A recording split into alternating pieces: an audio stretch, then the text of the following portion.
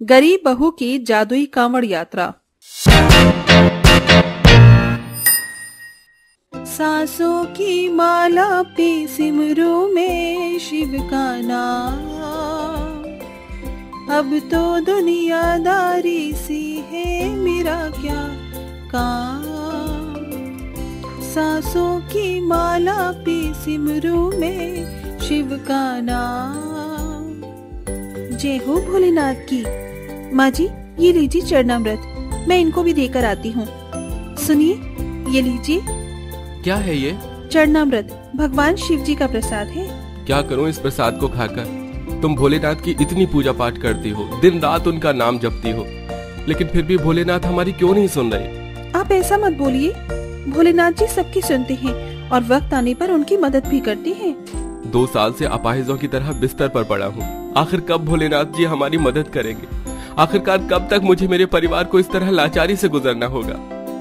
2 साल पहले पुनीत एक छोटी सी फैक्ट्री में काम कर अपने पूरे परिवार का गुजारा भी चलाता था, लेकिन एक सड़क दुर्घटना में पुनीत का दायां पैर पूरी तरह से डैमेज हो जाता है और 2 साल बीत जाने पर भी आज तक पुनीत अपने पैरों पर खड़ा नहीं हो पाता। वहीं अब अपने पति और सास का पेट भरने के लिए शिवांगी लोगों के घरों में काम करती है। शिवांगी का जैसा नाम था वैसे ही उसके गुण भी थे। शिवांगी बचपन से ही भोलेनाथ की भक्त थी। अपनी इसी भक्ति के चलते शिवांगी का भोलेनाथ पर एक अटूट विश्वास था। भोलेनाथ जी, मैंने आज तक आपसे कुछ भी नहीं मांगा, बस आप मेरे पति को ठीक कर दीजिए।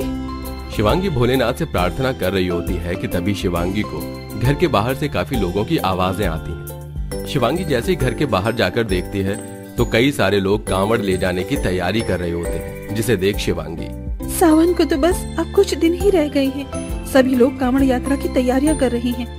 काश मैं भी इस साल कांवड़ यात्रा में जाती, लेकिन ऐसी हालत में माँ जी और इनको छोड़कर जाना सही नहीं है। अगर मैं कांवड़ नहीं ले जा सकती तो क्या हुआ, कम से कम सावन की व्रत तो रख सकती हूँ। शिवांगी सावन के पहले सोमवार का बेसब्री से इंतजार करती है और जैसे ही सावन का पहला सोमवार आता है, शिवांगी सुबह सुबह उठती है और स्नान करके जल्दी से तैयार हो जाती है और जल लेकर भोलेनाथ पर चढ़ाती है, साथ ही उनकी पूजा भी करती है। भोलेनाथ जी, मुझे क्षमा कर दीजिए, मैं जानती हूँ इस पूजा में बहुत सारी चीज की जाती है। आपका दूध से अभिषेक किया जाता है, तरह तरह के फूल चढ़ाए जाते हैं और देसी घी और मावे से बने हुए प्रसाद का आपको भोग लगाया जाता है, लेकिन मुझ गरीब की इतनी हैसियत नहीं है कि मैं ये सब कर सकूं। मुझे क्षमा कर दीजिए। अपनी गरीबी के चलते शिवांगी सावन के व्रत में भी ज्यादा कुछ नहीं कर पाती। वहीं शिवांगी के पड़ोस में रह रहे अमीर लोग दिखावे के लिए सावन के महीने में हर दिन बड़े बड़े भंडारे करवाते हैं। कांवड़ ले जा रहे लोगों के लिए खाने पीने का इंतजाम और रहने की व्यवस्था भी करवाते हैं।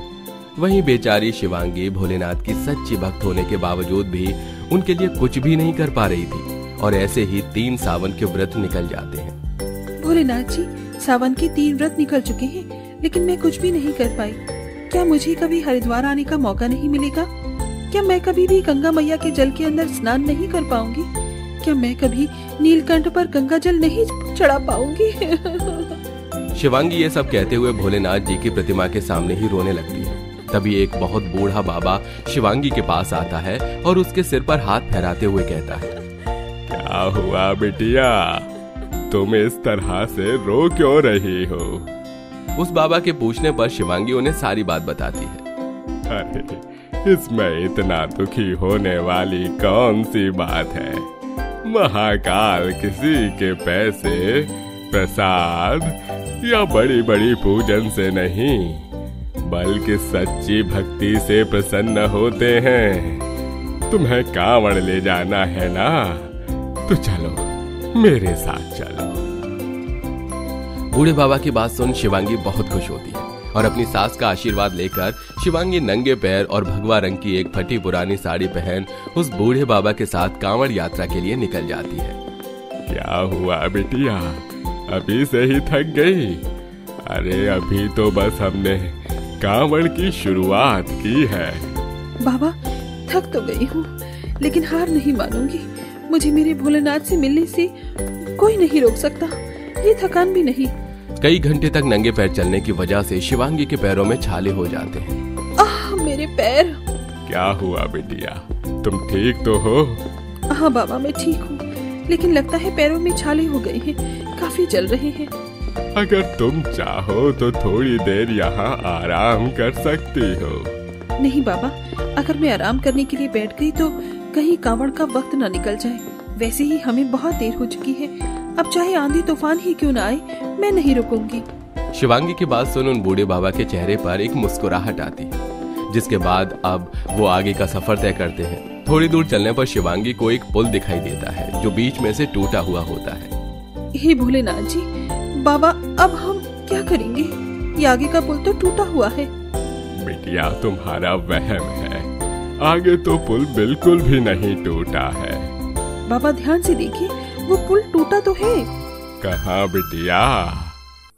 बूढ़े बाबा के कहने पर शिवांगी जैसे ही अब दोबारा उस टूटे हुए पुल को देखती है तो वो बिल्कुल ठीक होता है, जिसे देख शिवांगी काफी हैरान हो जाती है। ये पुल तो अभी टूटा हुआ था, अचानक ठीक कैसे हो गया? तुम्हारा कोई वहम होगा। और वैसे भी जब कोई सच्चा भक्त उस महाकाल से मिलने के लिए जाता है तो उसके रास्ते में वो महाकाल कोई अड़चन नहीं आने देता। भोले बाबा की बात सुन शिवांगी मन में बार बार भोलेनाथ का नाम लेती है और उस पुल को पार कर आगे की ओर बढ़ती जाती है। तभी अचानक आसमान में काले बादल छा जाते हैं और देखते ही देखते जोरों की बारिश शुरू हो जाती है। बारिश इतनी तेज होती है कि अब पानी शिवांगी के घुटनों तक आने लगता है। अरे लगता है बिटिया ये बारिश नहीं रुकने वाली, अब हमें वापस चलना चाहिए। पानी का स्तर भी धीरे धीरे बढ़ रहा है। नहीं बाबा, इतने आगे तक आने के बाद अब मैं पीछे नहीं मुड़ सकती। मैंने कहा था ना कि अब चाहे बारिश आए या तूफान, मैं हरिद्वार पहुंचकर ही रहूंगी। शिवांगी उस बारिश के पानी को पार करते हुए जैसे तैसे करके आगे बढ़ती है। इस बीच शिवांगी के पैर में एक कांटा भी चुभ जाता है, जिससे उसके पैर से काफी खून निकलता है। लेकिन अपनी भक्ति में लीन शिवांगी अपने आदर्श को भुलाकर आगे बढ़ती है और थोड़ी देर में बारिश थम जाती है, जिसे देख शिवांगी काफी हैरान होती है और अब धीरे धीरे पानी का स्तर भी कम होने लगता है। लेकिन भूखे पेट इतनी देर चलने की वजह से अब शिवांगी को काफी भूख लगने लगती है और उसके पेट में भी दर्द शुरू हो जाता है। लगता है बिटिया तुम्हें भूख लग रही है। हाँ बाबा, लेकिन यहाँ तो आसपास कुछ भी खाने के लिए नहीं है। तुम यहीं रखो, मैं अभी कुछ लेकर आता हूँ। बूढ़े बाबा की बात सुन शिवांगी सड़क किनारे बैठ जाती है। तभी वो बूढ़े बाबा अपने हाथों से कुछ बेलपत्र के फल लेकर आते हैं, जिसे देखकर अरे बाबा, ये तो बेलपत्र के फल है ना? लेकिन ये आपको कहाँ मिले? यहाँ तो आसपास कोई जंगल भी नहीं है। अरे ये भोलेनाथ का फल है ना। तो उसके भक्तों को इसे लेने के लिए कहीं जाने की कोई आवश्यकता नहीं है। भोलेनाथ खुद स्वयं इसे तुम तक पहुंचा देंगे। बूढ़े बाबा की बात सुन शिवांगी उस बेलपत्र के फल को खा लेती है तो अचानक उसके पैर में लगी हुई चोट और छाले गायब हो जाते हैं और उससे बिल्कुल भी दर्द नहीं हो रहा। ये सब देख शिवांगी काफी हैरान होती है। ये क्या बाबा, मेरे पैर में तो इतनी सारी छाले थी और चोट भी, लेकिन ये अचानक ठीक कैसे हो गए? और अब तो मुझे थकान भी नहीं हो रही है। ये तो बस भोलेनाथ का चमत्कार है। देखो, हम बस हरिद्वार पहुंच गए हैं। हरिद्वार का नाम सुन शिवांगी काफी खुश होती है और अब जल्दी जल्दी हरिद्वार की तरफ बढ़ती है। शिवांगी जैसे ही हरिद्वार में अपना कदम रखती है, आखिरकार मैं अपनी भोलेनाथ की नगरी आ गई। बाबा देखिए, हम आ गए। शिवांगी जैसे ही पीछे मुड़ती है तो उसे वो बाबा कहीं दिखाई नहीं देते। अभी तो बाबा मेरे साथ ही थे, लेकिन ये अचानक कहाँ गायब हो गए? शिवांगी उन बूढ़े बाबा को काफी ढूंढती है, लेकिन शिवांगी को बूढ़े बाबा कहीं पर भी नहीं मिलते, जिसके चलते शिवांगी अब गंगा नदी के पास जाती है और गंगा नदी के अंदर स्नान करके गंगा जल को लेकर नीलकंठ पर पहुंचती है और गंगा जल से शिवलिंग को अभिषेक करती है। हे भोलेनाथ, आखिरकार मैं तेरी नगरी आ ही गई। लेकिन यहाँ तक आने में उन बूढ़ी बाबा ने मेरी काफी मदद करी, लेकिन वो न जाने बूढ़े बाबा कहाँ चले गए। मैं उनके लिए भी आपसे प्रार्थना करती हूँ, वो जहाँ भी हो सही हो। भगवान शिव से प्रार्थना कर शिवांगी अब अपने घर के लिए गंगा जल लेती है और वापस कांवड़ यात्रियों के साथ पैदल पैदल अपने घर लौट आती है। जैसे ही शिवांगी अपने घर की तरफ जाती है तो देखती है कि उसकी सास और उसका पति पुनीत घर के बाहर ही खड़े होकर उसका इंतजार कर रहे हैं। पुनीत को अपने पैरों पर यूं खड़ा देख शिवांगी काफी हैरान होती है। ये क्या, आप तो अपने पैरों पर? हाँ शिवांगी, अब मैं अपने पैरों पर खड़ा हो सकता हूँ। तुम्हारे लौट आने से पहले एक बहुत बूढ़े बाबा घर पर आए थे। मेरी हालत देखकर उन्होंने जैसे ही मेरे पैरों को स्पर्श किया तो मैं अचानक से बिल्कुल ठीक महसूस करने लगा और उनके जाने के बाद मैं अपने आप खड़ा हो गया। ये सब बस भोलेनाथ का ही आशीर्वाद है। शिवांगी अपने साथ लाई गंगा जल को जैसे ही अपने परिवार के साथ मिलकर अपने घर में बनी छोटी सी शिव जी की मूर्ति पर चढ़ाने लगती है तो उस लोटे के अंदर से गंगा जल गिरने के बजाय सोने के सिक्के गिरने लगते हैं, जिसे देख सभी लोग हैरान रह जाते हैं। इसके अंदर तो गंगा जल था, तो इसके अंदर ये सोने के सिक्के कहाँ से आए? शिवांगी उन सभी चीजों को शुरू से लेकर सोचती है और उसे सब कुछ समझ में आ जाता है। इसका मतलब वो बूढ़े बाबा कोई और नहीं बल्कि मेरे भोलेनाथ ही थे। उन्होंने मेरी मुश्किल कांवड़ यात्रा को एक जादुई कांवड़ यात्रा में बदल दिया। उनकी वजह से ही इतनी सारी परेशानियों का सामना करके मैं हरिद्वार पहुंच पाई।